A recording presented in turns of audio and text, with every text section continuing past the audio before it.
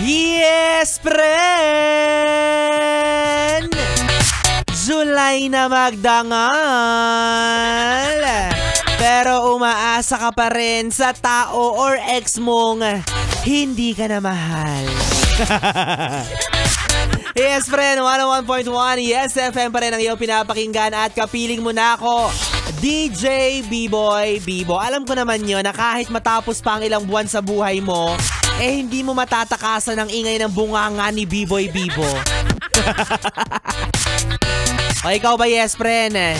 Naniniwala ka ba sa kasabihan na sa panahon na ganito, malamig ang panahon, tag-ulan, meron daw ex na gustong makipagbalikan? Ala!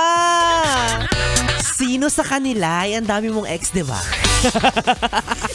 O diba kasi ngayong taon, yes, friend, since dumaan na ang January, February, March, April, May, June, tila ba ang dami-dami na nating nabalitaan na mga magjowa or mga sikat na couple na nag-break, diba? Minsan yung mga taong hindi mo inaakala na maghihiwalay, maghihiwalay pala, diba? So ikaw, bilang nasa isang relasyon din, na magulo, masalimuot, ganyan. Mas lalong nawalan ka ng, ano ba doon, kumpiyansa na hindi kayo maghihiwalay dalawa, diba? Yun yung mga inakala mo na panghabang buhay na naghiwalay pa, kayo pa kaya? So ngayong taon, masasabi natin na dumami ang nag-break. So meaning, dumami rin ang mga mag-ex. So, kabilang ba kayo doon? Ala! Isa ka rin ba sa mga nangungulilat na lulungkot hindi man lang umabot sa kalahati ng taon? Ang inyong relasyon deserve. O ikaw ba, yes, friend? Kapag inalok ka ng ex mo ng comeback, pakikipagbalikan rin ba ang iyong balak? Alam, marupok naman yan siya, oy! Bakit? Bakit ka makikipagbalikan? Kasi mahal mo pa? Or baka bored ka lang, di ba? O ikaw kung bored ka lang sa buhay mo, wag ka nang makipagbalikan sa ex mo, ha? Tigil-tigilan mo na yan. Kasi ako pag sinabihan ako ng ex ko na, Biboy, Bibo, baka pwedeng mag-comeback tayo. Oh, excuse me, kung bored ka sa buhay mo, wag mo na akong idamay. Chat-chat ka pa ng kita tayo, ang tingin mo sa akin, sasama ako sa'yo? Depende kung available ako. Para namang di mo alam na mamayang 12 pa yung out ko. Kakainis pa, baby, masyado. O ikaw, yes, friend, para sa kagaya mo na sa mga oras na ito ay umaasang mag-chat sa'yo ang ex mo, pero nga, buti nga. Blah. Kala mo naman talaga si Bibo hindi umaasang i-chat din siya ng ex niya. Talaga? Ay, kasi yes, friend, wag ka nang umasa, no? Isipin mo na lang na malaya ka na sa kanya, malaya na siya sa'yo. Kumbaga, masaya na siya sa feeling ng iba.